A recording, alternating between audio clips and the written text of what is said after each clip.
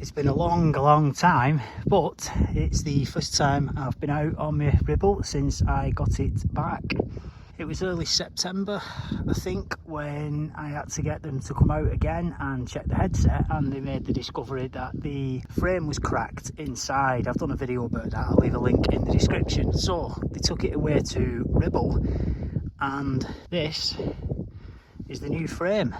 The lad who came for mine, the bike technician, did tell me when he picked it up it wasn't the first one that he'd had to take away.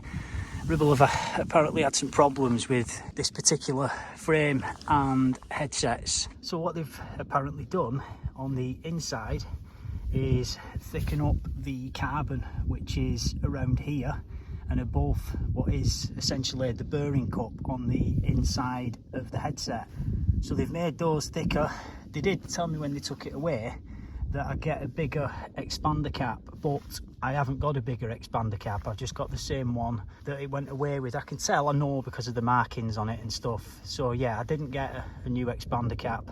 There are some subtle visual differences between this frame and the last one. I might be wrong about this, but the graphics do look very slightly different. I'm sure this had some kind of pattern in here at the top, but I might be wrong about that. The front of the headset has definitely changed. The Ribble logo was like a stick-on graphic on my previous frame. This is actually like a 3D logo that's stuck on the front of it, so there are some very subtle visual changes. I'm sure the top cap's different as well. From what I can remember, it didn't have that writing on it, my previous top cap, but that's by the by. It's back together, and it's my first time out on it in about 5 months. How is it riding? That's the big question. Well, I've not been out on it long. I've been on it about an hour or something, and so far so good.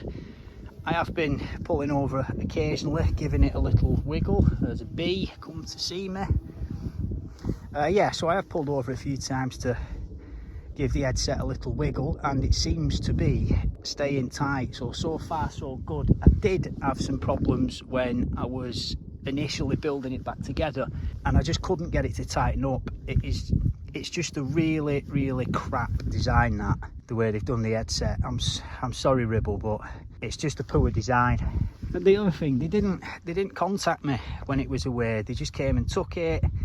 I never heard of them, never got an email, never got a phone call off them. We've got your bike, this is where we're up to with it.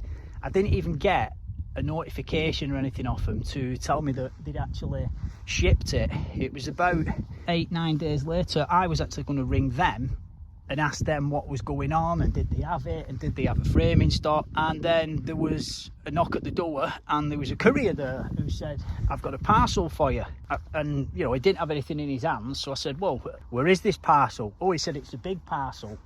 As soon as I looked in the back of the truck and seen the Ribble box, I'm like, oh right, that's my bike. So yeah, I didn't hear anything off them though to say they were shipping it. They just shipped it out. Hopefully we'll get some decent weather this next few weeks, and I'll be able to get out and get some miles in on it, and hopefully, fingers crossed, I wouldn't have any more problems with it. But the problem is now I've lost faith in it.